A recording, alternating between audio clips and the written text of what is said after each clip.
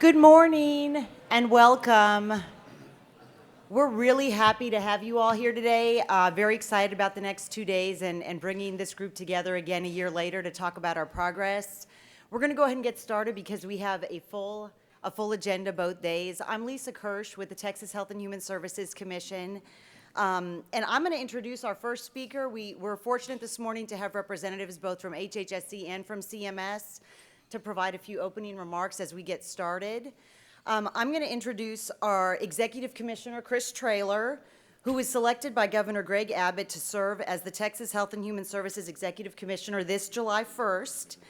Commissioner Traylor has served for decades in leadership roles for the state of Texas, including most recently as HHSC Chief Deputy Commissioner, and in his new role, he'll lead the administration of the 5 Health and Human Services agencies and programs. He previously served as the Commissioner of the Department of Aging and Disability Services and within HHSC as the Associate Commissioner for Medicaid and CHIP, or the Medicaid Director, Chief of Staff, and Deputy Commissioner of Governmental Relations. In 2004, he helped oversee the consolidation of the 15 Health and Human Services agencies into the current 5. I must note that Commissioner Traylor is a proud graduate of Texas Tech University, and And really on a personal note, I just want to say that Commissioner Traylor, we are very appreciative of him. He has a deep knowledge of Medicaid, which is a rarity, really. And he's been a staunch supporter for all aspects of this waiver, for managed care, for the DSRIP pool, and for the UC program. So without his leadership, we would not be in as good of a spot as we are today. And so we thank him for his continued dedication to what we do. Commissioner Traylor? Okay. Yes, thank you very much, Lisa, and I'll be with our Human Resources Department for your merit raise as soon as we get back to the office. First of all, welcome to the second annual DSRIP Statewide Learning Collaborative. This is a very important piece of the waiver. As you know, we began embarking upon attempts to reform the healthcare delivery system for the most vulnerable in the state back in 2011. And there were a number of objectives that we wanted to meet when we began this effort.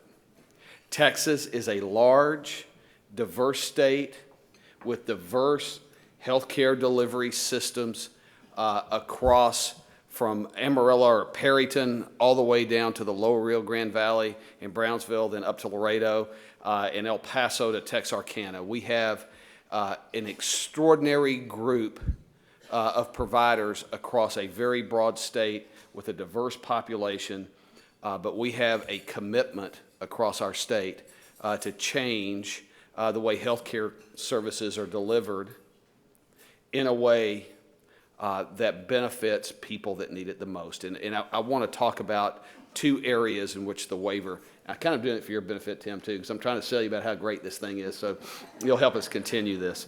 But there's some major components to this, and one, as you all know, when we were in 2011, we wanted to expand managed care statewide, and also have a program for persons that are aging or have disabilities in the STAR Plus program, a program that integrates services to everybody in the state.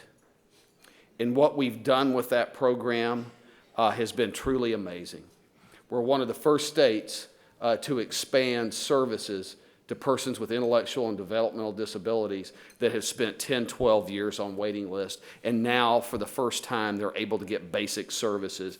And this is a statewide program in which thousands of people who otherwise would have waited 10, 11, 12 years for even the most basic services will receive those services. And Tim, I don't know how many states have exercised that community first choice option, but it's been very few. And we deeply appreciate working with CMS to be able to put that into place. Had it not been for this waiver and the statewide-ness of our managed care product, Star Plus, that would not have happened. So when we talk about the benefits of the waiver, we're not just talking about the DSRIP projects. We're also talking about our ability to integrate Medicare and Medicaid at the local level too. And we've done that in 6 counties throughout the state with the goal of creating a system in which persons that are both eligible for Medicare and Medicaid get their services in one place. Cost containment may be a little piece of that, but more importantly that is improving the quality of life for people that are duly eligible for both programs, and we're well on our way to doing that. Also want to talk about the DSRIP projects that we have across the state, and that's really the purpose of what we're doing today. Our DSRIP projects have had a substantial impact on the quality of life for both children and adults throughout Texas. When I think of the child that had missed something like 40% of their days in school, and because of an asthma program, they're now a regular attendee of school and on their way to college. It is remarkable what our DSRIP projects have been able to do that otherwise an uncoordinated project would not have been able to accomplish for those individuals. For adults, a person with mental illness and substance abuse that now has access to a more coordinated system, and they're now able to live on their own, hold a job, and have a productive life. We can talk about the dollars and cents and the numbers of this program, but the real impact has been on people's lives, not just in the DSRIP projects, but in the Medicaid program as a whole. And I know your OMB will be very happy to we'll look at the cost neutrality on this and see that we've all done this while reducing the overall cost of the Medicaid program. And we talk about bending the cost curve. Nobody's done it better than we have. Y'all have done an outstanding job throughout this state at the local level. But there is, as you all know, there's much left to do. We need to share our ideas.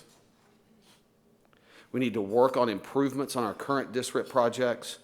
And one of the most important things we'll do is to have Mr. Hill be able to touch, see, feel, and hear the impact these projects have across the state. He'll be doing that while he's here. He's already visited some DSRIP projects here in the local area, and we greatly appreciate his time being able to do that. So the most important part of my talk today is to introduce Mr. Hill in a way where he feels very welcome. So when I finish this introduction, you need to give him a very hearty, warm round of applause. Mr. Hill currently serves as the Deputy Director for the Center of Medicaid and CHIP Services, Medicaid, Medicare. Well, you're on the Medicaid side within CMS. That's, as you all know, that's in the U.S. Department of Health and Human Services. As Deputy Director, Mr. Hill leads activities related to the National Medicaid and CHIP policy programs and operations, and he works closely with states in the implementation of those programs. He is relatively new to the job, as am I, to mine, but he comes to this with a wealth of experience and backgrounds. He's held a number of senior leadership positions in CMS. And I could go through all those, but the bottom line is this is a person that knows what they're doing. They understand the program. They really have a great understanding he has a great understanding of the Medicare program too, but he understands healthcare and healthcare delivery. We are very fortunate to have him in his position. And without further ado, and with a great loud round of applause, Mr. Tim Hill.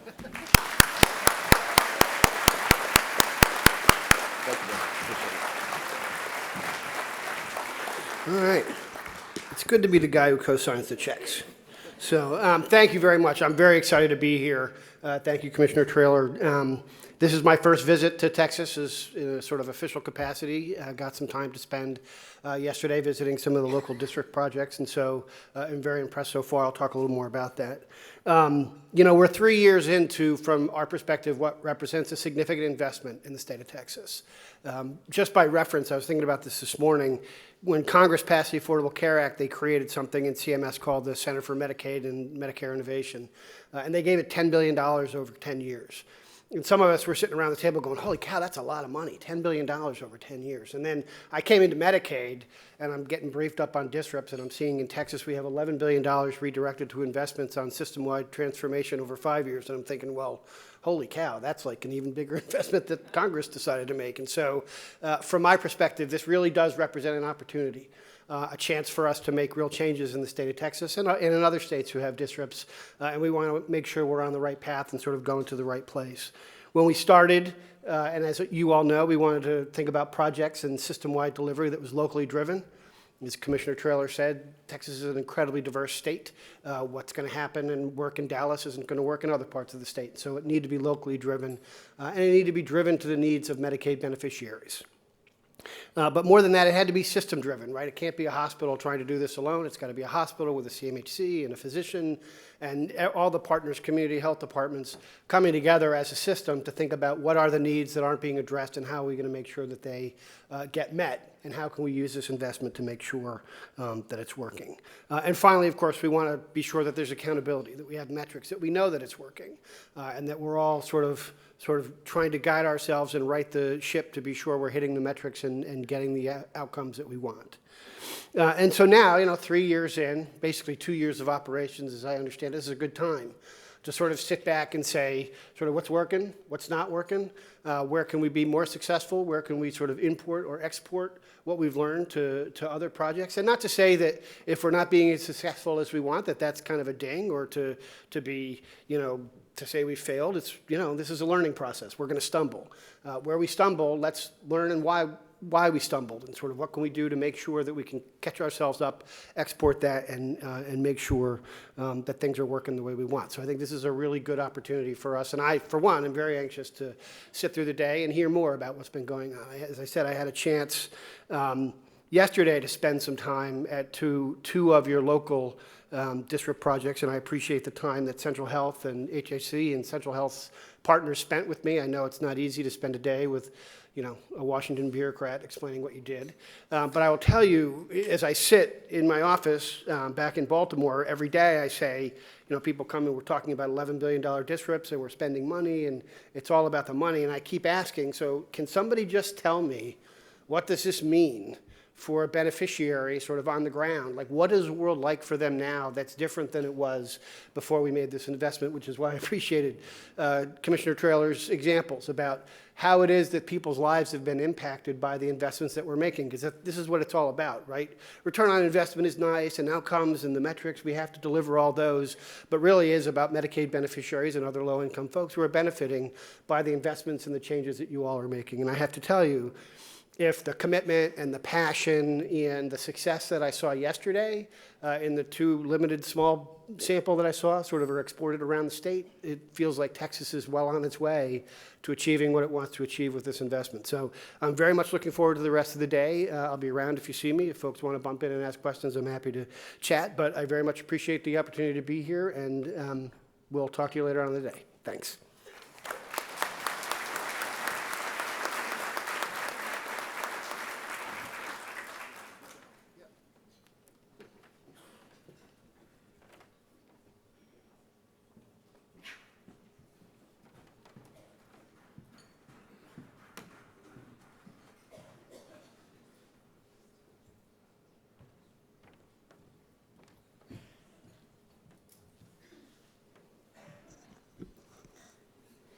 So we're going to go ahead and have our 9 a.m. panel come on up to the table. We may be a little bit ahead of schedule. And thank you, Commissioner Traylor and Deputy Director Hill, for helping kick us off.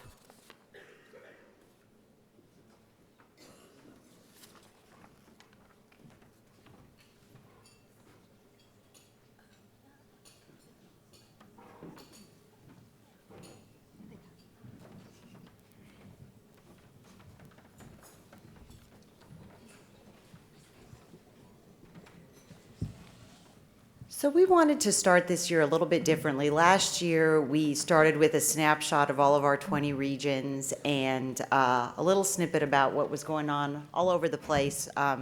This year, we decided to dig a little bit deeper and feature a few projects and talk about the successes and challenges that they've had as we go forward. And you're going to see throughout the day and tomorrow, we have videos, we have a lot of stories to share, we have panelists and mentors. So I think compared to a year ago, this year we have a lot more that we're going to be able to share with each other because your projects have actually had a chance to get started and are serving people. So we're really looking forward to that. Ardas Khalsa, who's the Deputy Director for the Transformation Waiver, we're going to kick off this morning very, very briefly, she and I, with a little bit of an overview before we turn to our project colleagues to talk about what they're doing. So I'm going to start off with a high level, and you all have seen many of these slides before, kind of where we've been and where we're headed in DSRIP. And the purpose of the summit really is DSRIP. So although we have multiple components of this waiver, and we will talk about the extension of the waiver, we want to use these 2 days to focus on that DSRIP program and really learning from you and you learning from each other about all the good work that you're doing. So just as a backdrop, you all know that the Delivery System Reform Incentive Payment Program is a program under our 1115 waiver that was authorized in 2011 to support coordinated care and improvements in healthcare delivery through our 20 regional healthcare partnerships. We're going for the triple aim, so we want to transform delivery systems to improve care for individuals, to improve health for the population, and to lower costs through efficiencies and improvements. And as a reminder, and you all don't need me to remind you of this, we have 2 target populations for the waiver. It is a delivery system effort, but our 2 target populations are our Medicaid enrollees and also the low-income uninsured in Texas. We have to put up the map because we love the map. I mean, it's our 254 counties and our 20 regions, so really is the basis of all the work that's going on in DSRIP. I'm going to do a quick fly-through of where we've been, just a walk down memory lane for nostalgia. We established the regions in May of 2012. In December of 2012, all of the regions submitted your plans to us to address needs that you had identified locally and regionally. Most projects were approved by us and then by our federal partners, CMS, mid-2013 to mid-2014. So that's one of those things that we do emphasize. It took us a while to get the program developed, to get your projects submitted, for us to review them, for CMS to review them. So we're still fairly early in what you're doing. And it took us until 2014 to finalize our Category 3 framework for outcome measures, for you to select measures, for our wonderful team to work with you to provide technical assistance on those measures, and then to begin reporting baselines last October. So a lot of changes, a lot of work has gone into where we are now. More recently, we know, and you know better than we do, many regional learning collaborative activities have been underway related to behavioral health care, keeping patients out of the emergency room, chronic care management, primary care access. We hope to draw from those in this event. You've been reporting twice a year to earn payments. We had our midpoint assessment as required federally late last year through early this year, where we had an independent contractor that took a little bit of a deeper look at how projects are doing. And then this July, we came to you all and said, we're going to be working to make the extension ask for the waiver. This is what we're proposing to ask for. We want to get stakeholder input on that extension request. So we had 8 public meetings and a webinar and received many comments, so thank you. Some were in person and some were either by letter or email, and we've looked at all of those. The numbers are staggering, continue to be. We still have over 450 active DSRIP projects performed by you all, and almost 300 providers, hospitals, physician groups, community mental health centers, local health departments, public and private hospitals, large and small. And we like to highlight, too, the major focuses of what you're doing. Over a quarter of our projects have a behavioral health care focus, which we know is so important in Texas. 20% access to primary care, also a major need, urban and rural. 18% have a chronic care management component or help patients with complex needs to navigate the healthcare system. We have 9% that are access to specialty care and 8% that are health promotion and disease prevention.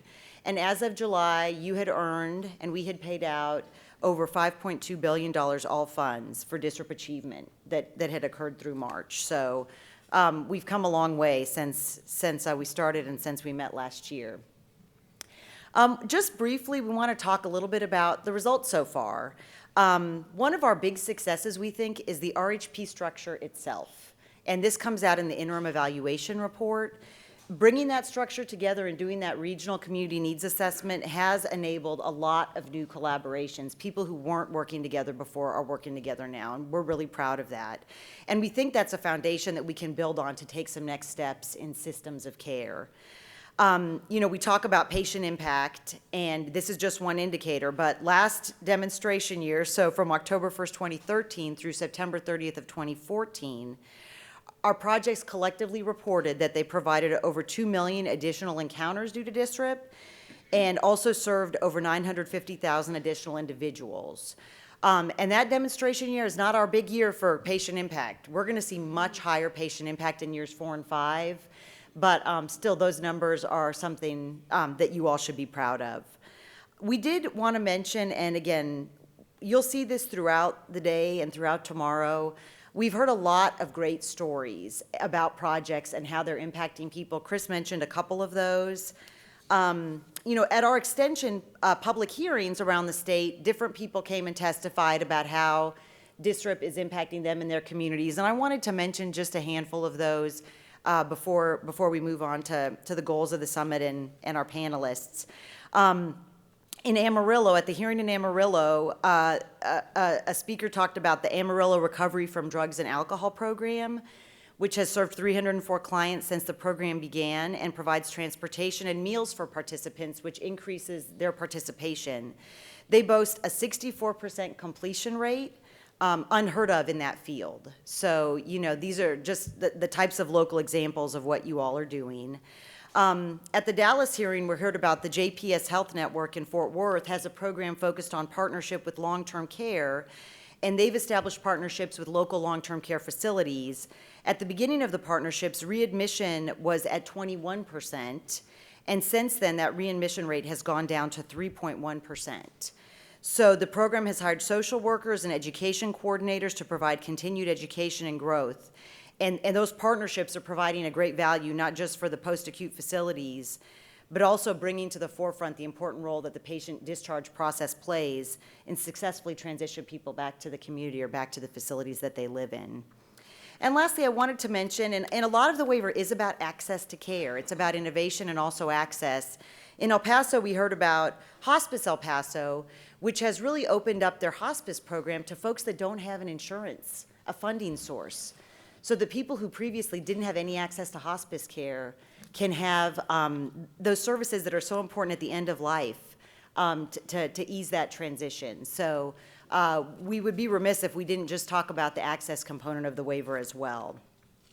Wanted to talk a little bit too about outcomes, and we're still super early in outcomes, and we're reviewing a lot of the data that you've submitted, but quite a few projects have already reported really good improvements in outcomes related to the projects, including related to reducing hospital readmissions, emergency department visits for ambulatory care conditions, HbA1c control, controlling high blood pressure, influenza immunizations, and adult ED utilization. So we think that the early results are very promising, and look forward to seeing what comes in the next year. I'm going to talk a little bit more just about our next steps for DSRIP, and then I'm going to turn it over to Ardas to talk about the summit and our goals for the summit. And you've seen this in our extension request. We really believe that we're off to a great start, but our promising DSRIP projects do need more time to demonstrate outcomes, to develop sustainability plans, for us to learn from each other what works the best and help inform the Medicaid program. So we are proposing to CMS that we continue the DSRIP program along with the other components of our waiver beyond September 30th of 2016. And we're proposing a number of ways to strengthen the DSRIP program in the extension period to further support systems of care for Medicaid enrollees and the low-income uninsured. And we need to work with you more on the details as we get into the protocols later this year on what exactly that looks like. But we want to strengthen the program. We know CMS is going to want us to strengthen the program, and we know that you want to. So the ways that we've proposed to strengthen DSRIP in the extension period are to better evaluate DSRIP activities, to identify lessons learned and best practices that we can sustain and replicate. You'll hear about the Clinical Champions work group that's helping us with some of that. We want to use DSRIP results to inform our Medicaid benefits. So there may be some things that you've had the flexibility to do in DSRIP that Medicaid doesn't pay for. In fact, I heard yesterday at one of the projects we visited, we give our patients this, and it's easier to get this paid for our uninsured clients than for our Medicaid clients, because that's something that Medicaid doesn't cover. So part of what we want to get from DSRIP is what are you doing that works well that we should consider covering in Medicaid? or otherwise changing our Medicaid policies. We want to drive value-based purchasing through our Medicaid managed care plans, and we think DSRIP is a good way to start to look further at that. We do want to develop a quality roadmap that includes both Medicaid managed care and DSRIP. Keeping in mind that DSRIP's not just serving Medicaid clients. You're serving a lot of other people, including low-income uninsured, so we're not forgetting that. But to the extent that we do have overlap with Medicaid, we want to be aligning. We want to promote increased data sharing across providers, and we'll talk about that some. We know that's still a challenge. And we also want to really look at state-level data that HHSC has for Medicaid, or possibly data that our sister agency, the Department of State Health Services, had, to see, are we moving the needle as a state on major important quality indicators for Medicaid or even for all payer? And one of the reasons that that needle may be moving is because of the good work going on in DSRIP. So you're going to hear about that later in the summit, and with that, I'm going to turn it over to Ardas to go into a little bit more detail on the goals for the summit. Welcome again. We look forward to the next 2 days.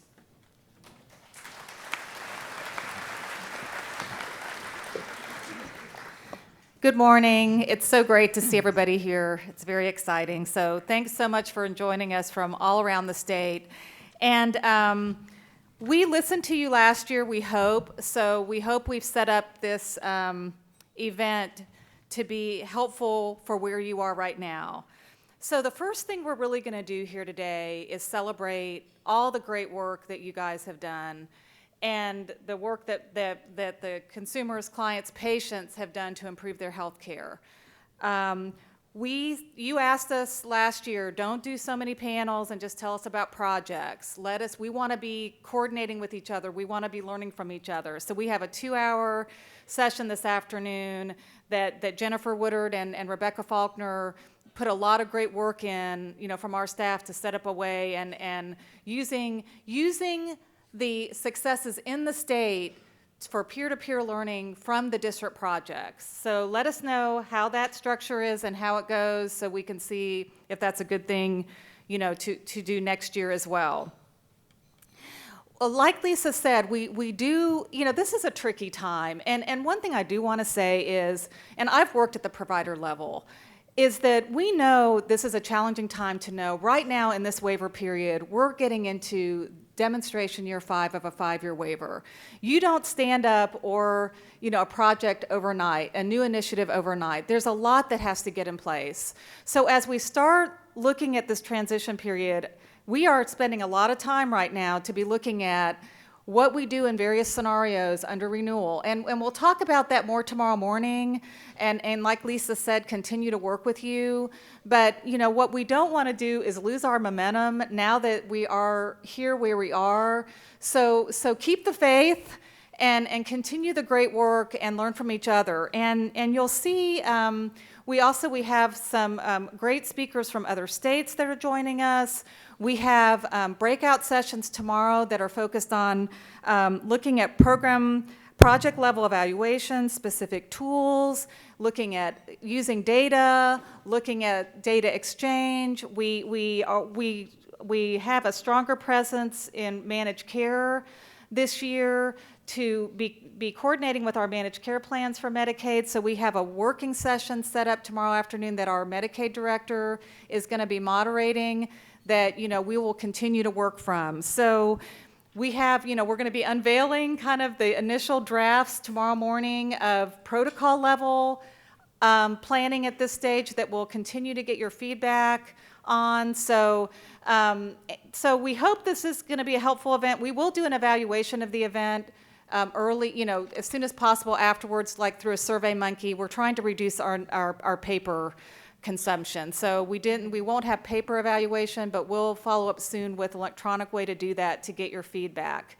And just a couple housekeeping things too. We did not print out a lot of materials other than your spiral. All of the presentations, with the exception of the panel, the multi-state panel, are on the website. So if you have like a tablet or something that you want to be following along with a presentation, they're up on the waiver website.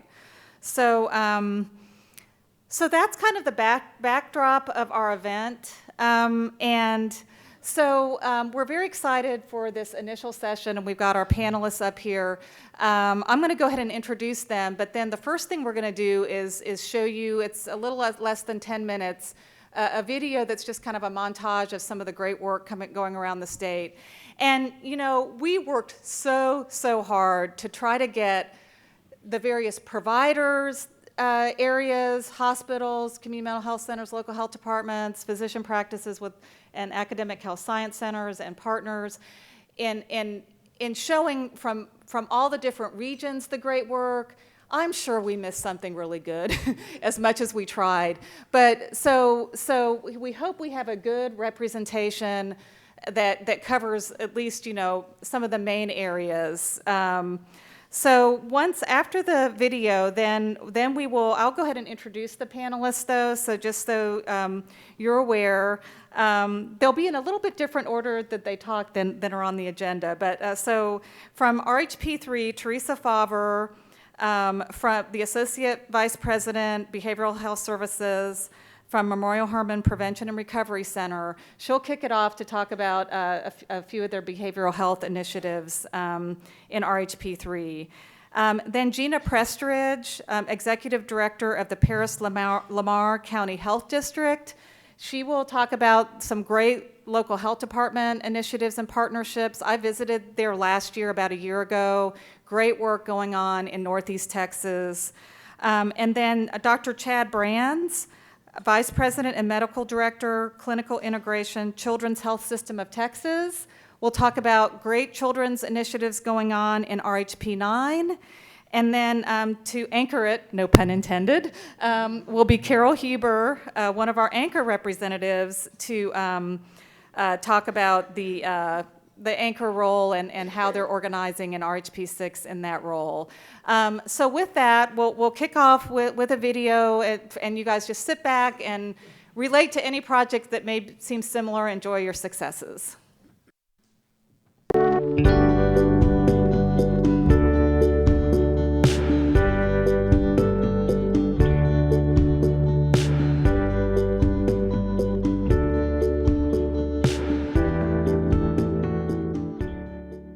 My name is Brad Taylor, and I live here in Dallas, and I started coming to the Worth Street Clinic after I had been into the hospital several times throughout the year. At one point, somebody came in and said, take a look at the Worth Street Clinic, and had me fill out some paperwork, and I started coming here, and they've been treating me for it ever since. Very thorough with everything they do. Having a primary care physician instead of having to go to the emergency room, it does a lot better. We're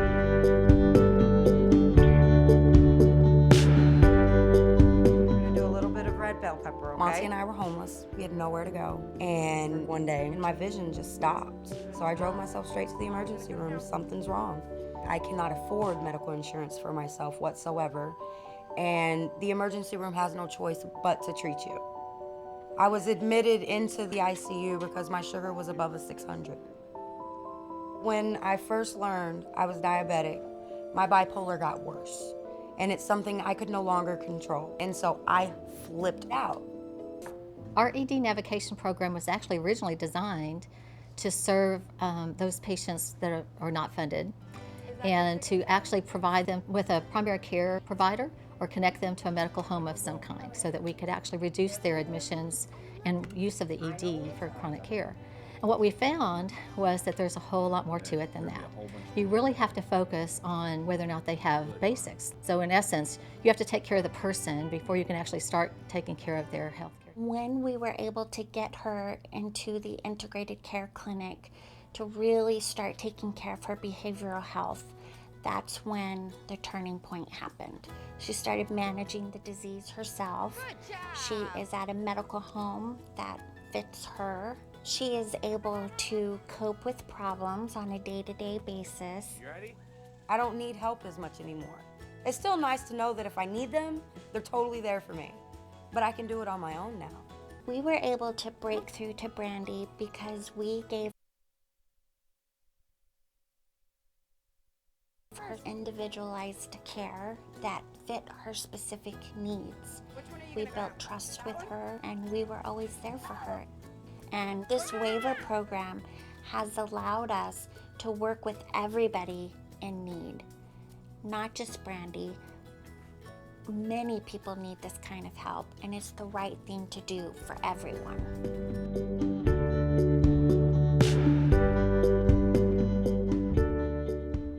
The waiver projects are projects that have significantly helped case management in the fact that it provides services to the unfunded patients of El Paso County that they did not previously have before. Rescue Mission and Salvation Army projects have allowed us to put a nurse at each one of those agencies, and that nurse is our first line of defense, so to speak, so that we've been able to reduce emergency room visits from the shelters and also have a place when a patient is homeless and needs a place to go after they get out of the hospital. Discharge Facilitation Care Transitions has been a real good project for us because what it allows us to do is for our unfunded patients to provide follow-up once these patients go out into the community and they've been discharged from the hospital. We follow the chronic disease, the patients with chronic diseases, to help them to stay out and not be readmitted back into the hospital. The Chronic Care Project will do is it goes out into the home and teaches a patient, or can be kind of a continuation of the care transitions where we feel like the patient needs more than just what they were able to receive from the short visit that they received from care transitions. So this would be like a 13-week program where they actually get intensive training and teaching in behavior change, how to take care of themselves, how to work with in the community with the resources that are available to stay out of the hospital.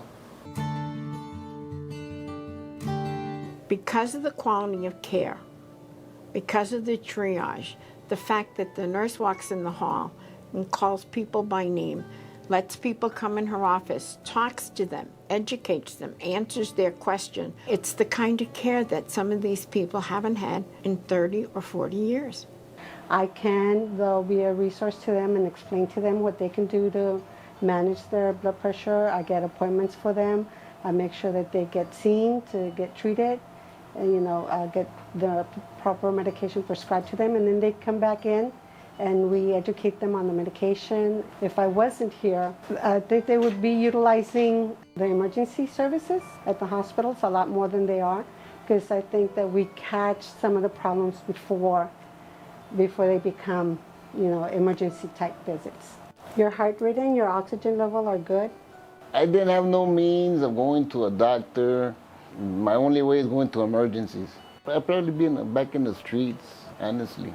I'm lucky to have her, and I'm not just saying that just to say it, but it's coming from the heart.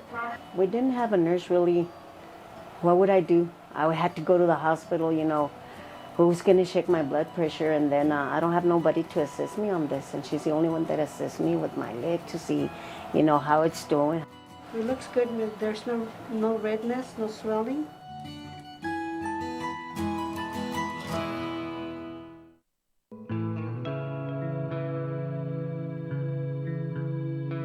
We care for the neediest of our society, the homeless. We provide health services for them, teaching, guidance. We provide assistance with medication. We avoid high cost of useless ER visits. An ER visit can run in the thousands of dollars, not to mention the fact that because they're not working, they are homeless, they can't afford to pay it. So we as taxpayers have to pay that amount of money. We can assess the problem, direct them to discount programs at the University Medical Center. At that point, we make doctor appointments, follow up with the client, help them with their prescriptions, and keep them out of the emergency room. What we basically do is we try to prevent readmissions. We try to prevent from them coming back to the hospital within a 30-day time frame. So we do a continuum of care for a whole 30 days. We follow up with the patients after they've been discharged from the hospital. We have our nurses go out to the home, and what they basically do is provide teaching, education on their disease process and help them obtain resources available to them through our facility. Before this program started, a lot of our patients would come back and would use us basically as a walk-in clinic. We had a large number of readmissions where our patients used our emergency room as a clinic. They didn't know that there were other options out there available to them. They didn't know that they could be empowered to take control of their diabetes, for example, and they could control it at home without having to come here for the ER for any little symptom that was, possibly occurring at that time. In my career of 35 years in healthcare, the waiver has been transformational to our community and to improving the lives and access to care of many patients, of many citizens in our community. The waiver allows us to be able to improve access to care to many individuals that do not have access to care, and we're improving and changing lives, and that is very significant in our community. We're making profound changes in their lives. They come to me whenever they don't feel well, so I think I am making a big difference, and that's very rewarding to me. This program cuts that revolving door in the emergency room.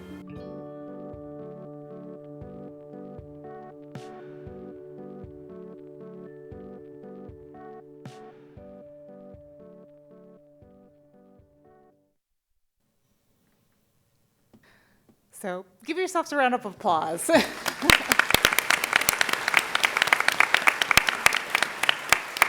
And I do want to say, and I meant to say this earlier, and Lisa reminded me, we do have some tables up here. If you don't have a place to sit, please come and join Dr. Holcomb and others up at the front. So we want everybody to have a place to sit, obviously. So with that, we are going to go ahead and hear from our panel. And so first, Teresa, will you kick it off? I sure will. Good morning, everyone. Thank you for giving me this wonderful opportunity to speak on the exciting work that's happening at Memorial Hermann and in Region 3 of our state. Memorial Hermann has had the opportunity to develop 3 behavioral health programs under the waiver, and I don't need to tell anyone in this room who's any familiarity with behavioral health that in Texas we've not done a really good job of investing in our infrastructure, both for the uninsured and Medicaid, but also for individuals who have insurance. So it's a real challenge for all of us as providers across our state. We entered into these programs with the goal of transforming mental health care delivery. And when I say that, I don't say it lightly. As I said, that's a big goal in our state, but our community was in dire need.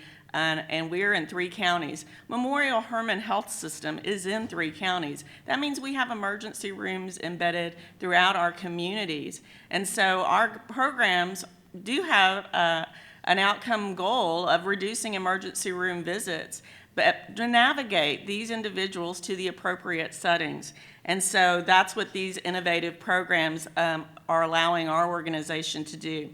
I'll kick off first with our psych response case management program.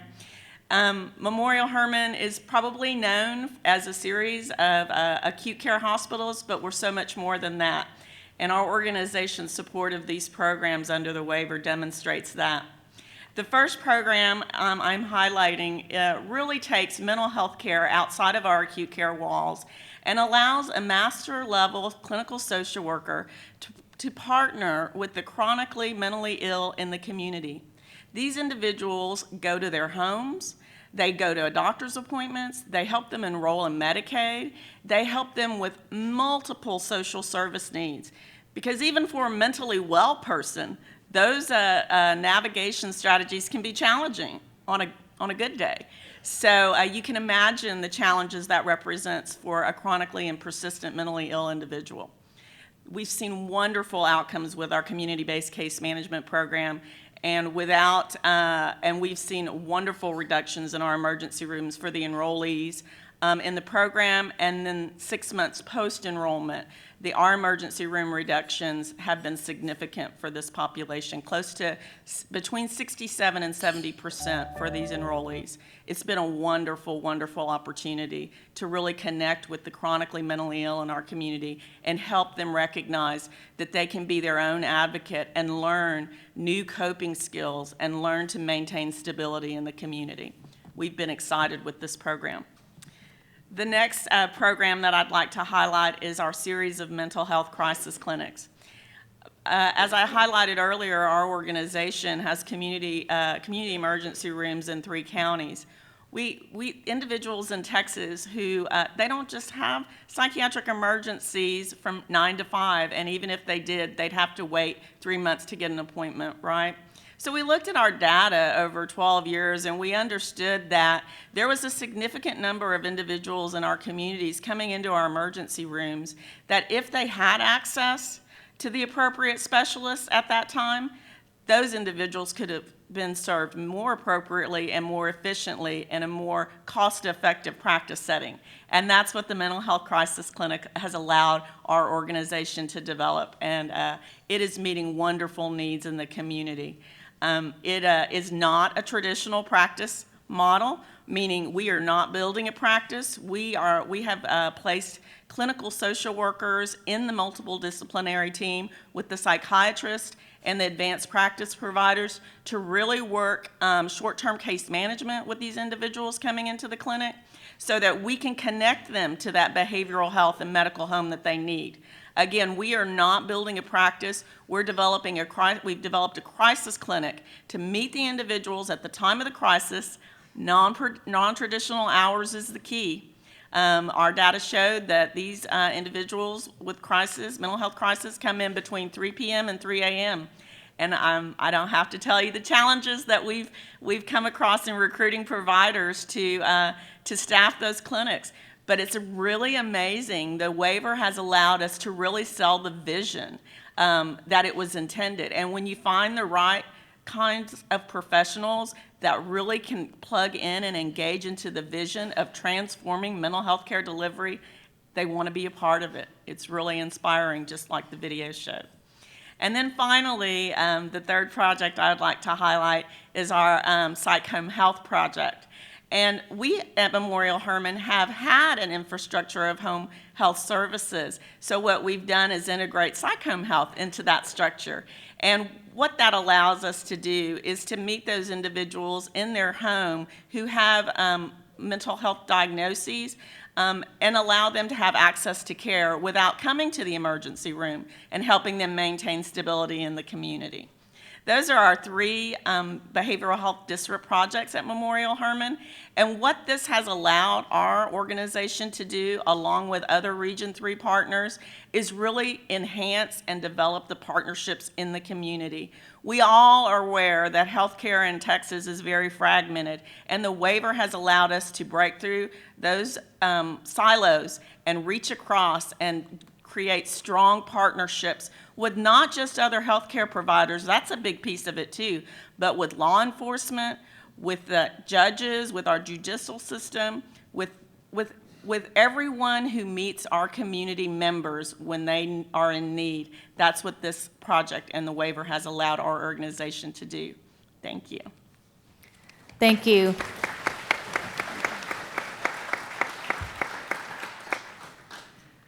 Gina? Good morning. Can everybody hear me okay?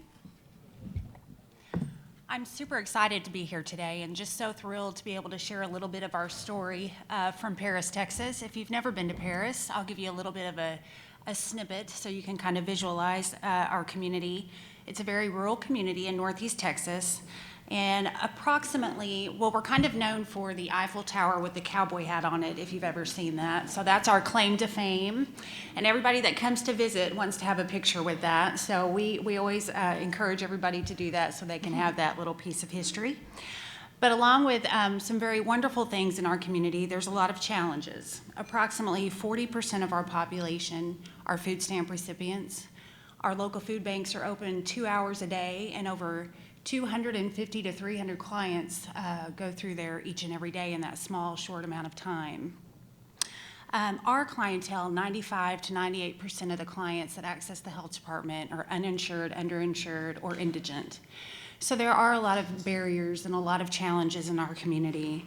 Before the 1115 waiver project, the majority of our clients would seek the emergency room for primary health care. They didn't have any other choice. No insurance, no providers would see them, so that was their basic primary health care facility.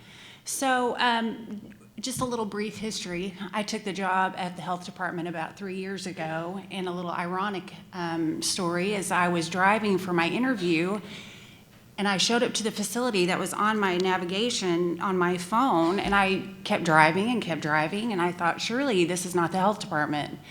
It was the health department.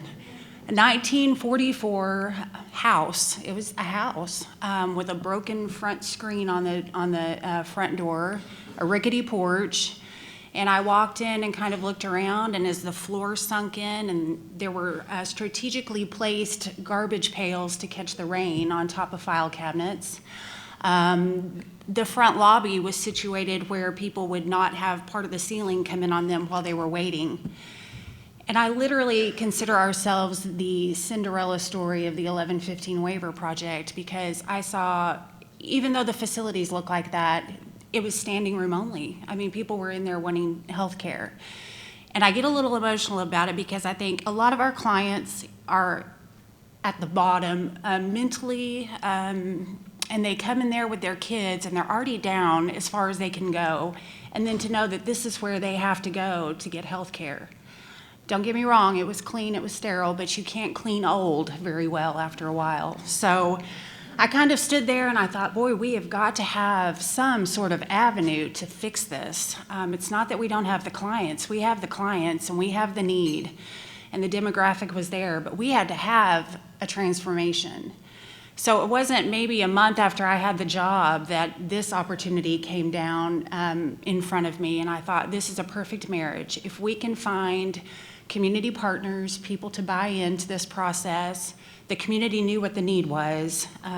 There were a lot of people willing to just jump in, grab my hand, and go forward with this.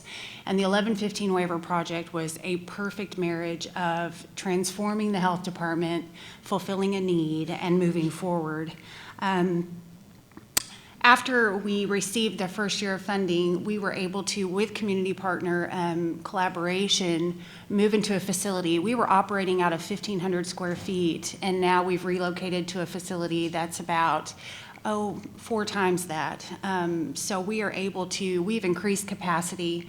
We've far exceeded our goal for DUI 1, 2, and 3, and we're very thrilled about that.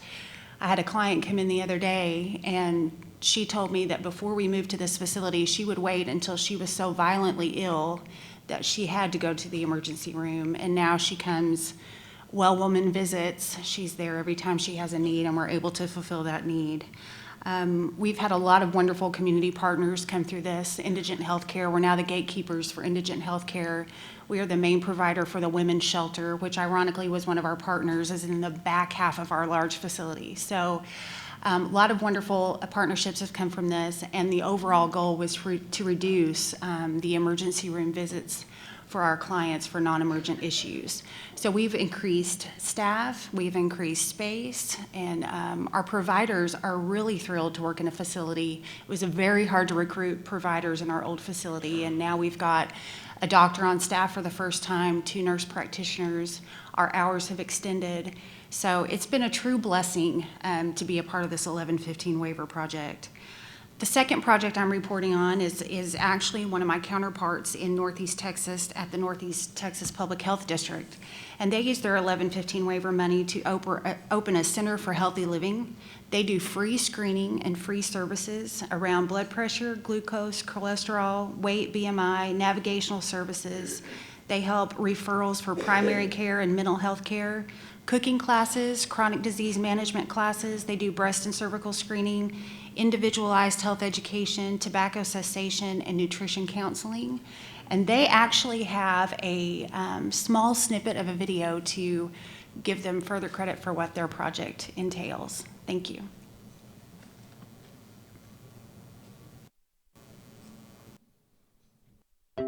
Hi, my name is Willie Campbell. Many of you know me as the brother of the Heisman Trophy winner Earl Campbell. But there are some things that you may not know about me. 18 years ago, I was diagnosed as a type 2 diabetic. When I found out about it, I went through a lot of changes because I could not get my sugar under control. I went through a lot of challenges, but it don't have to be that way because in this area, we have the Net Health Center that's located on Walton Road and 155. There are some wonderful people to help you. They have all the needs and the things and the tools that you need to do to have a healthy living life. If you have family members and loved ones, make sure you tell them about the Net Health Center, because if you love your loved ones and they love you, there are things you must do to have a healthy living. Thank you, Gina.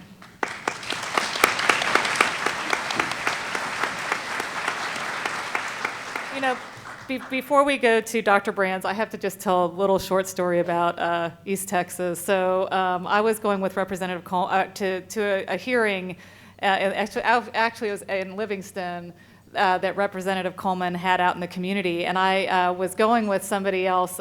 I don't want to get him in trouble, so I won't say who it was, but he was using his GPS, which, and the GPS, instead of taking us to a community college, took us to a wig shop. That was like 5 miles from from town, and I was like, are you sure this is where we're supposed to be going? And we ended up at a wig shop, and I was like, let's go back now. So anyway, yes, it's interesting structures out there. I couldn't resist. Okay, so Dr. Brands. Thank you and good morning. It's good to be among colleagues here in the great state of Texas, and I'm sure that we're all looking forward to the rest of this meeting where we're going to learn a lot. On behalf of Children's Health System in the great city of Dallas and Dallas-Fort Worth's Metroplex, thank you for the privilege of participating in the Medicaid waiver, working with all of you locally, regionally, and statewide, and even nationally to re-engineer and redesign Texas's and America's healthcare system. It's really great to be participating in this set of projects. Our health system is consistently set about to innovate and utilized the DSRIP funds to spur system innovation and transformation that we probably would not otherwise have been able to accomplish, a theme that you're hearing on the panel this morning. Thank you for those opportunities. We've taken them seriously. They're appreciated. And we're starting to see what these opportunities have really fulfilled in the lives of our patients. We're one of the most active pediatric systems, a large pediatric health system in the state, 19 Category 1 and 2 projects, and many, many of those Category 3 outcome measures. Like many of you, our staff and teams have really enthusiastically embraced this work. There's a lot of passion around it, and we've done those wonderful things we're hearing about in these 2 days, opening new clinics, integrating behavioral health services, setting up medical homes, and facilitating care transitions. I'd like to highlight just one of our most innovative projects and transformative successes. DSRIP allowed us to do something incredibly innovative in pediatrics, utilize telemedicine and develop telehealth infrastructure and technology to implement and deliver a model of right care, right place, and right time for Texas's school children, now in 57 schools across 4 large Texas counties in our service area. And the good news is, as it's worked so well, we're planning to expand to about 80 by the end of the year. So how did we do that? Well, DSRIP funds really were the fuel for our engine of innovation to move us forward. We had a start in telehealth, but this really allowed us to move forward in great new ways. So school nurses, I think we're just 3 or 4 days back, you can check with your neighbor, into the school season, but they're now equipped with state-of-the-art technology like you see shown here on the slide, and they're connected to Dr. Ray Tsai's group. He has the privilege of leading the Children's Health Pediatric Group with nurse practitioners and primary care physicians in medical homes. And those school nurses now, as experts in and of their own accord, are connected to additional experts to help them at the point of care, assess, evaluate, manage, treat, prescribe, and really take care of Texas's youngest citizens at the point of care during their school days. And so much, I'm afraid, for those 5th grade middle school boys who thought they were going to get out of school, feign illness, go to the school nurse's office, and skip out of English class. They are not our happiest customers, but their mothers and grandmothers are very, very pleased. And if you think about it, we are back to school times 3 or 4 days. All of those illnesses of the respiratory or seasonal nature of pediatrics, the coughing, the colds, the viral illnesses, the middle ear infections, all of those things being taken care of now at point of care, right in the talented hands of the school nurses who were able to assist as they individualize care for their patients. Really quite amazing, using state-of-the-art technology to connect healthcare professionals. Next slide, please. On the traditional biomedical front, Children's Health attributes DSRIP funding to be very instrumental in our pursuit of triple aim outcomes for patients with asthma. And these are some findings that we've just been working on in the last several weeks as we move from process to outcomes and really try to decipher and dissect what we've actually done that has greatest impact. For a number of years, I think many of us, at least some of us very involved in pediatrics across our careers, have recognized that asthma is the #1 medical condition in childhood. And that entity and that disease state really does, as we've heard this morning, interfere with the lives of young patients and even their family members. And I think we've believed for a long time, and now maybe are starting to prove it, that we could manage this condition completely or even optimally and completely in the outpatient setting if we had system delivery reform. Taking care of kids and patients in primary care medical-centered homes to really understand and control that disease process before the cost of the emergency department visits, inpatient stays, and ICU stays, or even time on a ventilator. Let me orient you to this slide. On the x-axis horizontally on the bottom, we have reporting years 2, 3, and 4 for DSRIP, time in 3-month intervals. And on the y vertical axis, we have percent of emergency visits in our system for asthma. Over the last 2 years, we're really pleased that we've achieved a dramatic reduction in the volume of emergency department visits that are attributable to asthma. And as we know, for those of us in pediatrics, that is the #1 ambulatory sensitive condition. There are others that we're working on as well. And you'll see from the dotted lines the means 2, 3, and 4 DSRIP year reports. And specifically, as shown here, we've dropped the emergency department percentage of visits attributable to asthma from 15% down to 13%, and then this last year, way down to 7%. And we're very pleased that the tail of this graph on your right looks like it's hopefully going to diminish even closer towards 0. So we could ask why and how. What are the potential explanations for this? And that's where you'll see in sorting out the difficult challenge of asthma, we've got a big purple arrow here on the slide. And I think this is where DSRIP funding really is exponential or synergistically helpful to all of us. The time period in our system, represented by that purple arrow, where we've seen the statistical shift in outcomes, really coincides exactly, as we've looked back, with many asthma initiatives that we deployed across the system with partners in our community. And a number of these initiatives were also DSRIP activities and projects, such as creating new medical homes, greatly increased our access to care and capacity, rolling out extended medical hours. Our nurse advice line, staffed 24/7, has just been wildly and enthusiastically embraced by our clinically integrated network. Now 300 physicians, many nurse practitioners and specialists using that line to direct patients to seasoned expert advice after hours. Care navigation, creation of evidence-based guidelines, and use of new technologies for asthma, including telemedicine. So in summary, our system has been thrilled to be part of the waiver and DSRIP projects, and we believe that we're starting to demonstrate those triple aim outcomes of better quality and value for patients and populations, as well as individualizing care and improving their experiences, as we've had the privilege of working locally, regionally, statewide, and even nationally to redesign the healthcare system. These continuous process improvements, we believe, will give additional wind behind the sails of our staff, and we're setting our course to continue to engineer very positive changes such as the ones we've seen today in this panel, and to implement for thousands of patients and families across North Texas.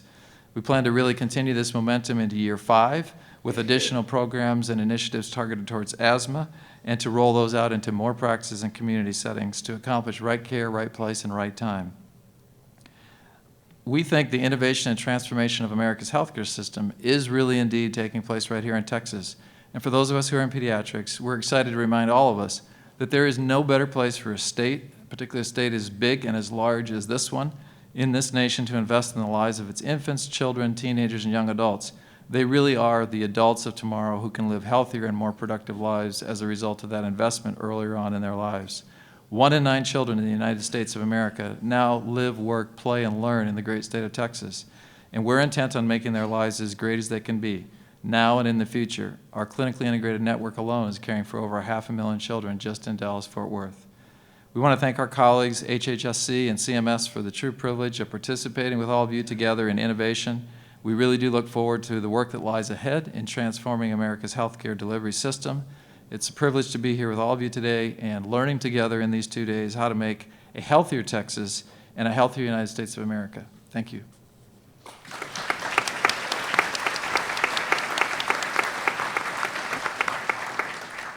Thank you, Dr. Brands. And our last, but not least certainly, panelist for this opening session is Carol Huber to talk about the anchor role and what they're doing in RHP 6. Thank you. There are no problems which we cannot solve together, and there are very few which any of us can settle by himself. I discovered this quote recently after taking my kids and my parents to the LBJ library just down the road over spring break. Our party of 5 ranged in age from 7 to 72. Our political views are as diverse as our ages. In fact, my dad is still wondering where in the world he went wrong with me. But we all concluded our tour with the same takeaway. President LBJ and his Congress did an awful lot in a short amount of time. Over 5 years, they signed into law 130 pieces of legislation: Head Start, Medicare, Medicaid, civil rights, voting rights, clean water, the little child protective caps you find on your medications, and so much more. And all of that transformed our country and our society. And his admonition at the time was, do it now, not next week, not tomorrow, not later today, now. And of course, that reminded me an awful lot of DSRIP. 4 years into our waiver, and regardless of your age, your political view, your region of the state, I think we can all agree that, wow, we have gotten an awful lot done and at a breakneck pace to improve health and transform care in our state.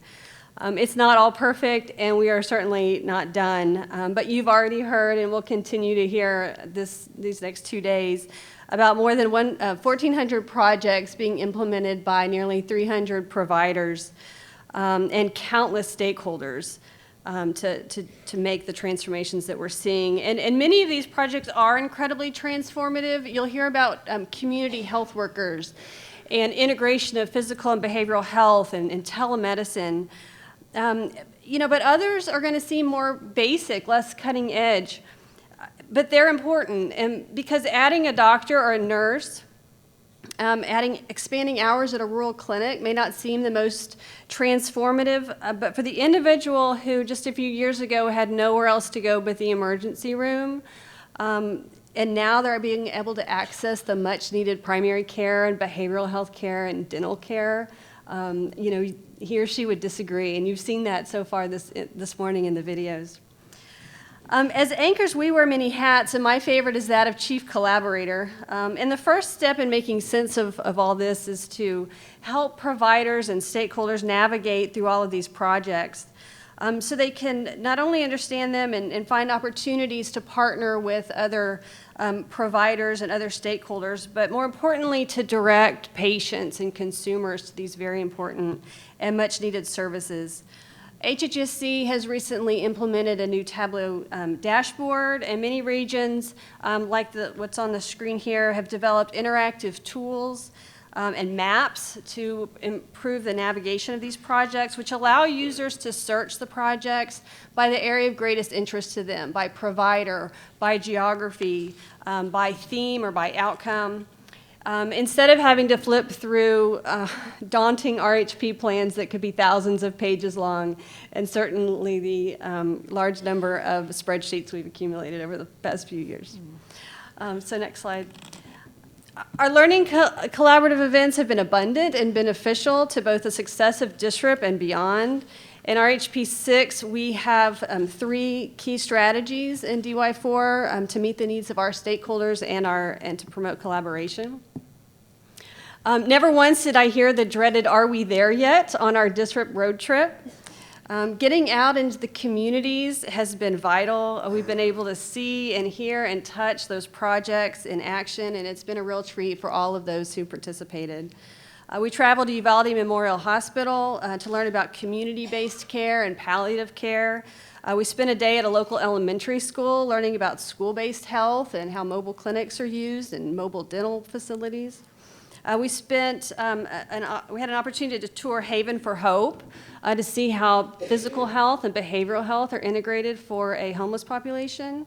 And we caught a glimpse of the world's largest pecan on our way to Guadalupe Regional Medical Center for a firsthand look at how chronic disease is managed in an uninsured population.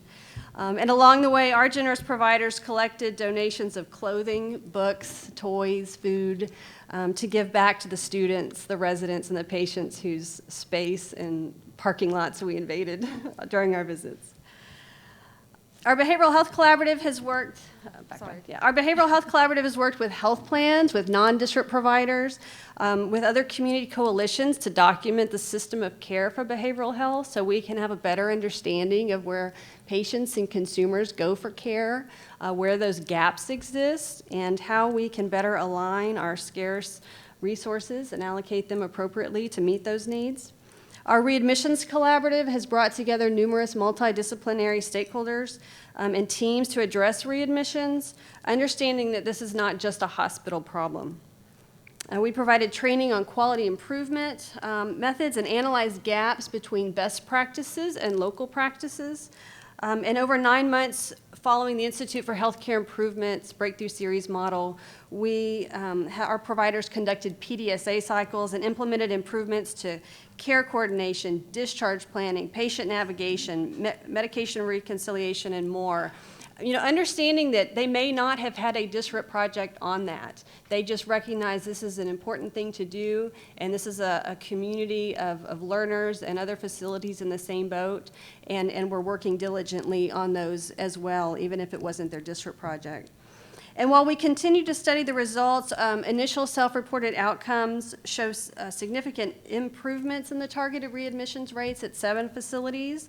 And most recently, many of the Bexar County hospitals have begun meeting regularly with Healthcare Access San Antonio, our local health information exchange, to understand better how to use this resource to improve our ability to track readmissions across facilities. And to prevent these readmissions and to better serve the patients that are at highest risk. So these large learning collaborative initiatives and events have no doubt proven their value, but now we have a better understanding of who everyone is and what the projects are, and it's time for us now to assess, well, how do they fit into the larger community effort to improve health and transform care? As much as we love DSRIP, for those of us who've been in the trenches, you know, with heads down, we're starting to look up and realize, you know what, DSRIP is not the center of the universe. There are other things going on, and we want to collaborate with them. And we know DSRIP won't exist forever, but we're certainly hoping for another 5 years. And so we're trying to figure out how to fit into the larger puzzle. So we'd like to organize more targeted working groups to develop and implement some action-oriented work groups and do some planning for and actually act on some program evaluation, talk about replication and sustainability. And these activities and issues, I think, will be of a much smaller size, and they'll feel less event-ish as some of the things we've done in the past, but I think that the learning that takes place could potentially move the ball much farther along. And so I've joked that we're going to borrow from a much higher PFM protocol and declare that where 2 or more are gathered to transform healthcare, thou shalt be a learning collaborative as our DY5 strategy. Next slide. So naturally, our next step in the process, our next place of focus is to figure out how to measure success and really gauge the transformation that's taking place. You know that DSRIP has a nicely built-in model of milestones and outcome measures, which gets us part of the way there. But the milestones and the outcomes are very diverse, as you know, as diverse as the projects and the organizations that are leading them.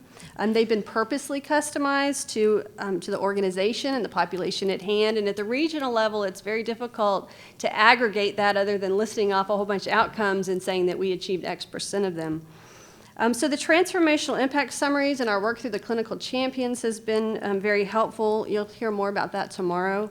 But it's a great start in documenting the success, our progress toward achieving the triple aim goals, opportunities for alignment with managed care, and then certainly how to replicate and sustain those DSRIP projects. In RHP 6, we want to know the impact that we are having on our 6 community needs that we identified early in the waiver. We'll be debuting our new video tomorrow, which we're excited to share with you. It has some great stories as well on the impact on these community needs. But we're looking at a diverse mix of community indicators, vital statistics, provider capacity rates, behavioral risk factors, managed Medicaid performance measures, and of course our favorite, the potentially preventable events. And we're partnering with the Bexar County Health Collaborative locally and our region's Prevention Resource Center, as these organizations are also tasked with conducting community health assessments, and we want to make sure that the evaluations and the data that we are using are aligned, and that we are making, and any of the subsequent improvement plans that are developed are aligned as well. We intend to look more deeply at health disparities and social determinants of health, as we know that improved health is not an attainable goal if it's only addressed by the health system. It requires a community-wide commitment, so we're looking to expand our collaborations to include some more than just the traditional health services organizations. So despite some challenges we anticipate, including data lags and perhaps difficulty attributing a lot of the community indicators to our DSRIP initiative specifically, we're confident that this is a worthwhile exercise and is better understanding our region and the transformations that are taking place. So as you can imagine, with 124 DSRIP projects in our region alone, it's very difficult to summarize all of the great work being done in our region and elsewhere. And as much as we feel like so much has been accomplished, we are really just getting started. I have the great honor of, on a daily basis, talking with my providers, analyzing data, reviewing their summary reports. But it's the providers in this room and those who are online who have the great joy of seeing the patients and lives that they touch every single day across the state and every region, and with the great support of their awesome anchors. And I'll tell you, any one of the anchors could be here right now sitting and telling you a similar story about the work that they are doing. So I look forward to hearing more of these stories and viewing the posters and finding new opportunities to collaborate with you today and tomorrow, and I know you do too. And I also encourage you to check out the new Tableau dashboard and all of the region's websites and the interactive tools and other things that we've developed over the year. The calendar events of local learning collaborative events is available for you. If you haven't already seen that, you'll find a wealth of these resources for learning about what's going on with DSRIP and how you can get involved and partner with the folks both here and online and not able to be with us today. So I'd implore you to do it now, like President LBJ, but HHSC has a great lineup of speakers, and I'd hate to negatively influence that, so maybe later today or this evening you can get on and check out some of those resources. But thank you for your time. It's a great opportunity to be part of this program, and I'm happy to be here and share with the great work that's being done in our region.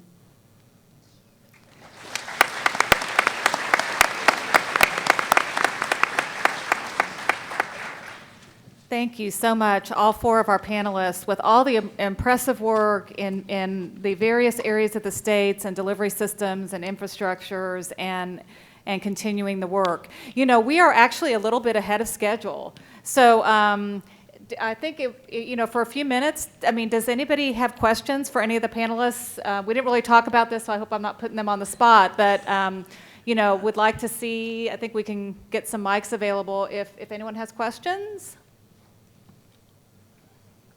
Oh, we do have mics. Yay, thanks, Noelle. There you go. Thank you. So some of you have mentioned issues around working with HIEs. We're in Region 18. It's been a real challenge for us to get any engagement with our HIE. And so I'd like to know how you got the ball rolling in terms of being able to match data for participants in the DSRIP project with admissions to hospitals who may or may not be participants in DSRIP. Does that make sense? Question? Is your question for which panelists, or any of them? Yeah, anybody who has any experience with that. Carol probably most of all, but. You know, our HASA has been a great partner. We've worked with them. They've attended many of our learning collaboratives. We haven't had a full-scale regional initiative, I think, to along the HIE lines, but we try to always make them available and make sure everyone understands how that system works so that they could partner with them, on a provider-to-provider level. And it was most recently when HASA and their CEO, Heis Van Oort, reached out to us and he said, I want to get, a working group of, these hospitals together. So just to make sure they knew that the tool exists. I think that's a big issue for a lot of people, is not knowing that it's available, not knowing that your organization is contributing data.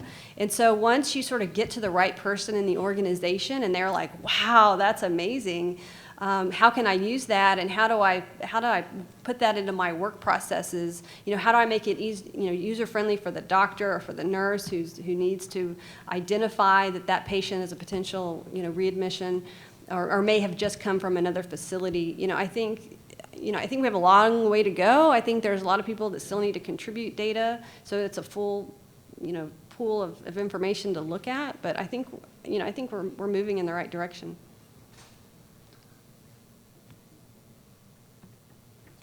Anybody else on the panel have anything, or we have a, okay, go on to the next question.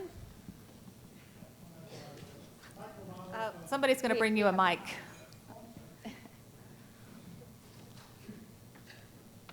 I'm sorry. Mike Romano from Texas Tech, El Paso, Region 15. This is for Teresa. One of your slides mentioned, I wrote it down, the walk-in clinic administers crisis medications. Yes, that's correct. Could you expand on that, please? Sure, absolutely. So we have 2 clinics that are currently up and running. We're in the process of construction for number 3. Each clinic has a medication room where we have crisis meds, typical, atypical psychotics. We do not keep benzos or narcotics in the crisis clinics. That's not what we're about. But yes, the new age antipsychotics are typically what the providers will administer on site, just to try and get some meds on board. We also do samples for individuals who have concerns or issues around getting prescriptions filled. We use also the $4 med list to stock the crisis medication room because we understand that the population that we're serving is low income if unfunded completely. It's been quite wonderful, really, to be able to have these individuals come into the ambulatory setting and really see the provider at the time of need and to actually service them. It's transformational. I have a couple of questions about your school-based clinics for pediatric patients. And a couple of things. First of all, how are you dealing with the fact that you've inserted the telemedicine piece in with the school nurses, and these children may be on Medicaid or even on a commercial pay piece? And how do you, are we just funding all of this through the DSRIP project, or are you able to bill for those services in some way? And then how do you get that information back to that primary care provider so that there is a continuum of care piece in there? Thank you for those 6 questions. It really is about that complex. Some of the roots of this tree structure existed before DSRIP, as I indicated. I think for our seasoned experts, and there are many, I'm representing a number of them today, they would say that this has been a very, very long journey, and we're probably only a third or a half of the way there. But this was not all DSRIP funding. Obviously, there was a number of components that we pulled together, but as it relates to the Medicaid population and providing care to uninsured and Medicaid patients, using the great expertise, skill sets of school nurses, that's where we did some initial sorting, and that DSRIP funding allowed us to really do the expansion into some very needy school districts where the school nurses were really crying out for some additional expertise. But I'd be happy to talk with you some more about some of the logistics. And I would just add to that there was a bill passed this session that furthers Medicaid's ability to pay for telemedicine in the school setting.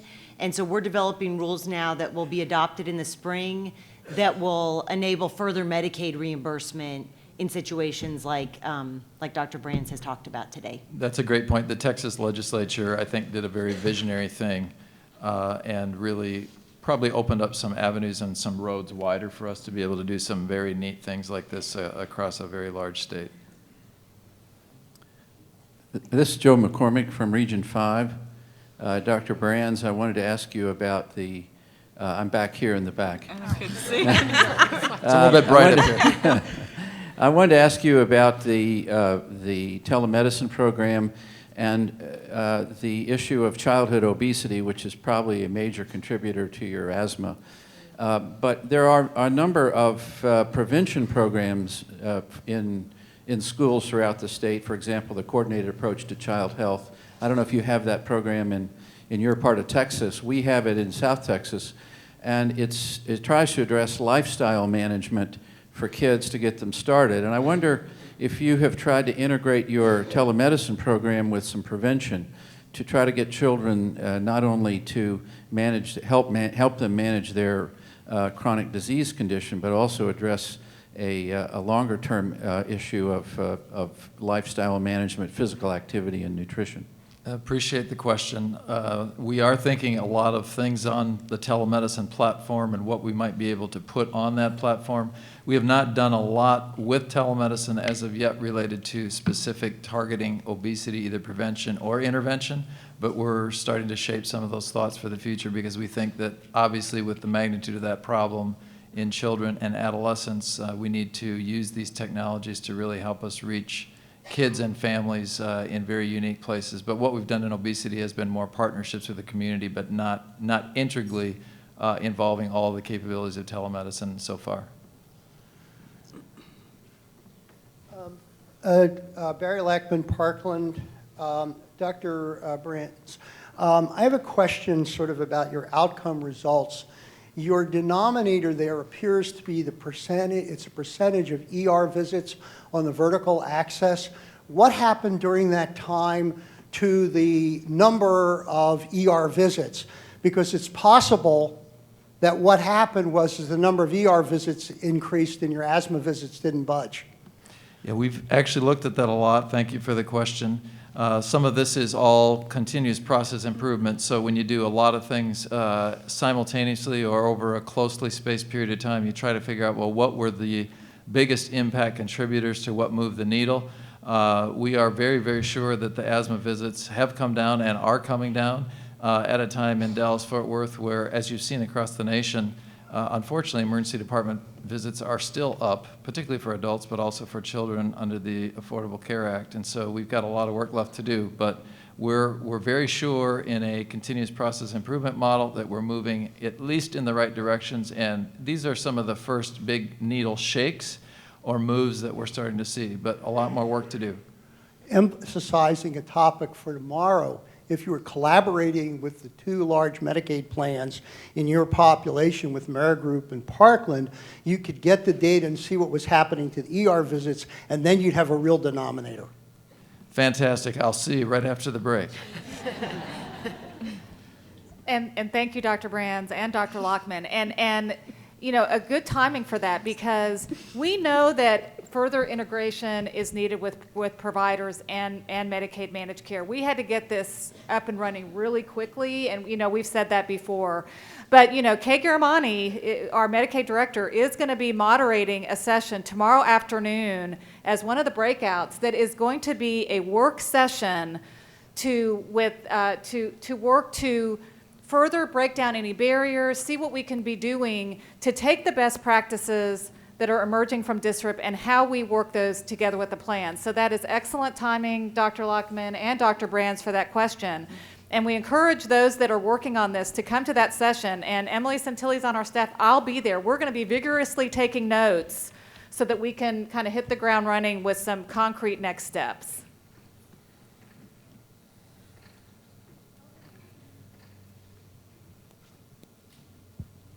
Carol, back on the slide that you had up about, I believe it was the slide with the community needs assessment and the number of projects. I think it was one more. Yes. Question, because I know a lot of us in the various regions as anchors are talking with our performing providers about if we did our community needs assessment over again, 4 years into the waiver, going into demonstration year 5, how would things change? And I was just curious, in your region specifically, do you think that things would shake out pretty much the same if you did it again? Or do you think that the last 4 years really have maybe moved the needle some to where other things might be a newer or updated priority, just in general? So when we did our community needs assessment, as you know, it was all relatively quick. And our goal was to keep it kind of high level because we knew that there was a diverse group of providers and in our region, you know, we are 20 counties spread all the way from Del Rio to east of San Antonio, and it's, you know, we say there are 10 states smaller than our region, and we needed to keep it high level enough so that it was, you know, meaningful to each of those communities because really each community is unique, and when we look at our region as a whole and we sort of compile many of these indicators, it's all driven by Bexar County because the population is so large. And when you look at individual counties for so many of these indicators, the range is all over the map. And so I think we did this sort of higher level community needs list purposely so that, you know, while the regions themselves are local, but these communities within the regions are even more local, and they know their communities better than we do. So I don't think we would see a change in the needs that are listed here.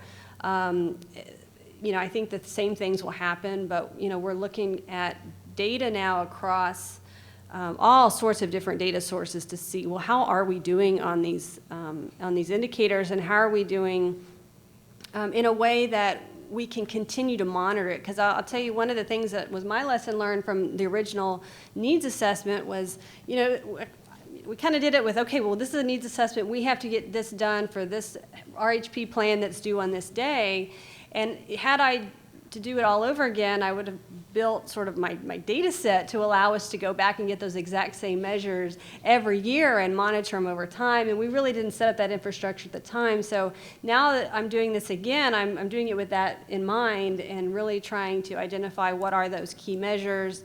You know, they're not all perfect, they're not all by county, you know, and I'm looking for input from our providers to help us determine what is best. We'll talk a little bit about program evaluation in a session tomorrow, where we'll get in a little bit more of the detail, but yeah, we're trying to look at this as a long-term, something that we really need to be looking at every year, and every time a new data set update comes out, you know, dropping that in and seeing, you know, how we're moving the dial over time.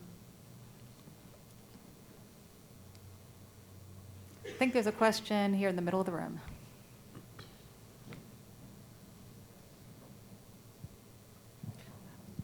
On the same note of data sets, with HHSC wanting to collect more on statewide data as part of going forward with the expansion and renewal, are there plans to also be able to take that data down into the regional areas as well as the local counties and the individual areas that are within those regions so that those areas can be informed on that data?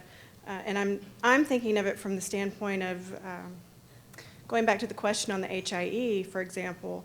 A lot of times, if you can put that data to that very specific county, talking to county judges or, you know, county commissioners, et cetera, and show them how it affects their individual city, their individual county, you get buy-in a lot quicker for that region on participation. And so I'm just wondering, are there plans for that and the ability for us to look at the more detailed data? That's a great question, and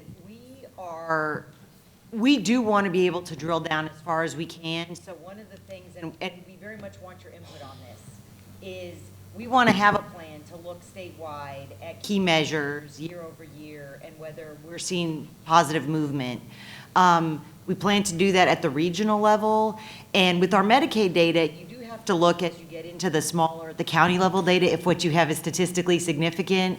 So, you know, we very much want to work with you to look at the data that we have available and to help to get that data drilled down as far as we can with those kind of caveats. So the smaller we get, sometimes on certain measures, we can tell you what's there, but we would caveat it with this may not be a big enough sample for us to use it statistically. But yes, we are planning to group data by regions, also by our managed care service delivery areas, hopefully again encouraging the DSRIP community and our managed care plans to be working together to make improvements in some of the same key measures, and are also very much interested in non-Medicaid data for the uninsured, all payer data, but want to work with you on that as well. As Carol mentioned, the data lag and just the lack of availability of data on that population is an issue that we have to deal with together. And tomorrow, our lunch speaker is Dr. Betsy Shankman, our external quality review organization for Medicaid, Institute of Child Health Policy. So she's going to be unveiling actually the first cut of that data at the lunch keynote tomorrow. So, and that's where we're going to be looking for your feedback on the measures, and she'll have some regional data even then, just for some initial feedback. So, yes. That's a very important part of what we're looking to do. So I think that's perfect timing. We are going to close this session with another video, just so you, and this is going to be more focused on behavioral health. And thank you for Texas Hospital Association. They have a media shop. So they were able to do both the opening video and taking all the great work from around the state and also doing this video. So we'll close with that and then take a break. Oh, before we do that though, if you have not registered, please, please, at the break, go register. We are full and we want to make sure we have lunch for everybody. So if you're not registered, go down and register downstairs right after this session. Okay, video, thank you.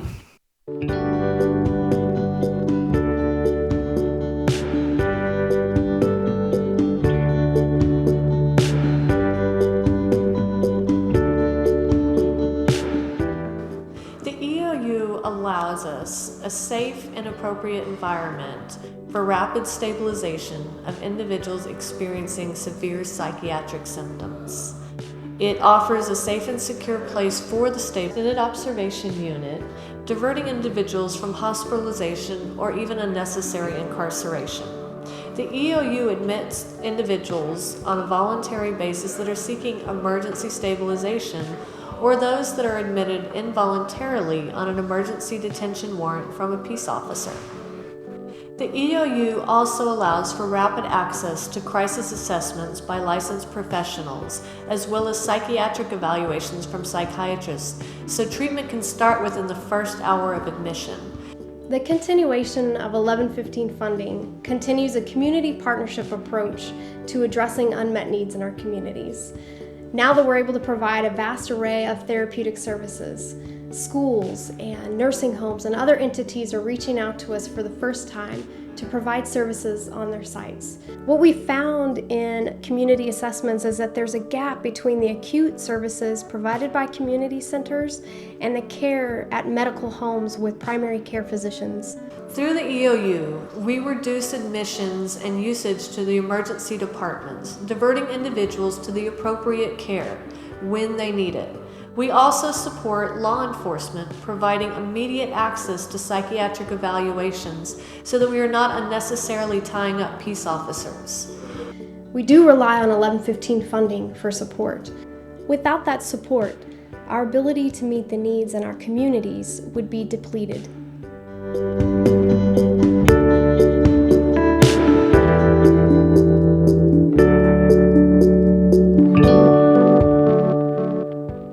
The Assertive Community Treatment Program allows us to look at more effective and efficient ways to develop services for individuals that have intellectual developmental disabilities so that they can have community-based solutions rather than institutional-based ones. We can fix it.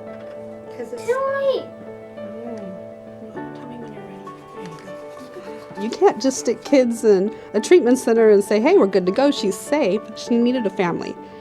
And we had really wanted to be able to bring her home, but we really needed things to be safe.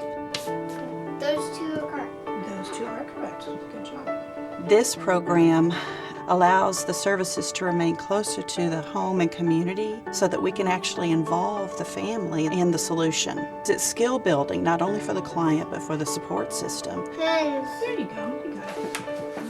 So we're meant to go in and provide resources for the family, educate them on different strategies they can try to get behaviors under control so that being able to manage her behavior in different environments is just going to really give her the opportunity to spread her wings. We hope that these these skills that are given to them can be retained. And we work on that through a 90-day period, and then we leave them with resources rather than going to the hospital. The more costly, less effective model. It costs $475 a day to keep somebody at the Austin State Hospital, so you can see why it would be much more cost effective to keep them in their own homes.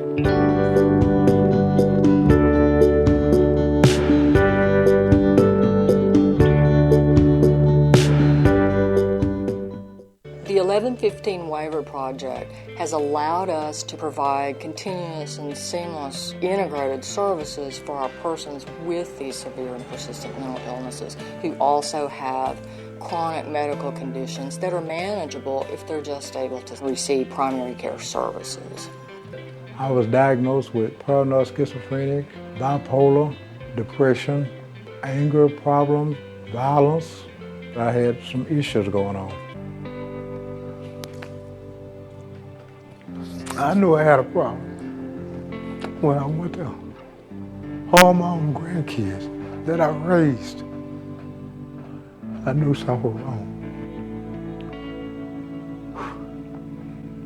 MetroCare is the largest provider of mental health services in Dallas County. In 2014, we served more than 50,000 unique individuals in-house. My hope for the future is that every individual has access to both mental health care and physical health care. This project brings us one step closer to that goal. Earl, how are you doing today? I'm doing pretty good. Good. MetroCare does offer me the opportunity to reach out to a very big population that's in need of medical care, that's been untreated, underserved, negligent of their own care, or needing a provider to step in to help them, to make them feel like somebody cares about them. All right, your blood pressure's doing good today, okay? Mr. Earl does appear happier and he does appear healthier. His medical conditions are much improved and he's getting all the services that he needs. This didn't happen overnight and it won't be cured overnight. I feel like I'm a different person for it. I take better care of my body now. I weigh myself, I eat right, I take my meds, I make all my appointments. I have hope for the future and I have plans for the future.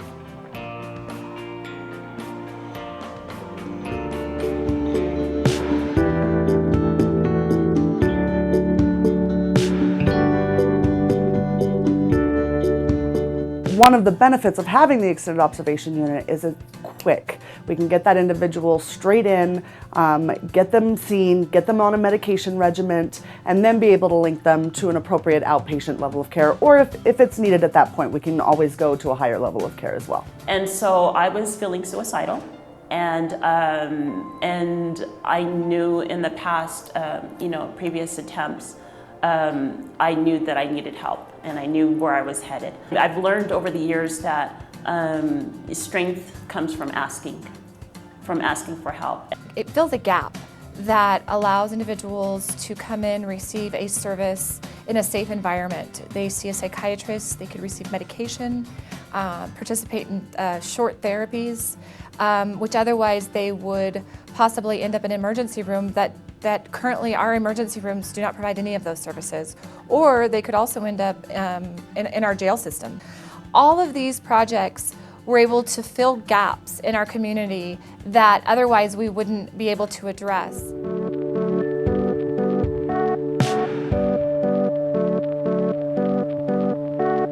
About 1 year ago, we had an opportunity to expand the capacity of our mobile crisis team. Okay, cool. Well, we will see you guys in about 15 or 20 minutes. Thanks a lot. The point of the expansion was to look at critical gaps in the crisis continuum in the county. And we thought about ways that we could work with first responders and collaborate with them to better serve people in the community who are experiencing a psychiatric crisis. And we decided the way we could do that was by meeting the first responders out in the field when 911 was activated to collaborate in assessing persons to prevent overuse of ERs, of psychiatric hospitalizations, and certainly preventing unnecessary incarcerations. And with this project, we bring the higher level of care out to the person. It's much more cost effective, and it's oftentimes much more clinically appropriate to see a person in their community Having this option available gets them connected with something that isn't usually typically included in an emergency room visit. He doesn't want to. He hasn't done anything to hurt himself, but he definitely wants to get help. It was pretty evident at times because we would see the same patient over and over again. Certainly demonstrated that there was a need for more comprehensive long-term service. So he doesn't know where to go for help. He doesn't have any services. Okay. So for those patients that aren't a danger to themselves or others, MCOT is a great option. A lot of people who contact 911 for a psychiatric reason have no insurance. So we anticipate that this will show that it's saving quite a bit of money, not just at the micro level for the individual, but also systemically and countywide. We have the latitude to follow up with people for up to 3 months. So it's not just going out and calming someone down and then leaving them to deal with the aftermath of a significant psychiatric crisis. So you're seeing a more comprehensive, evidence-based approach at a fraction of the cost.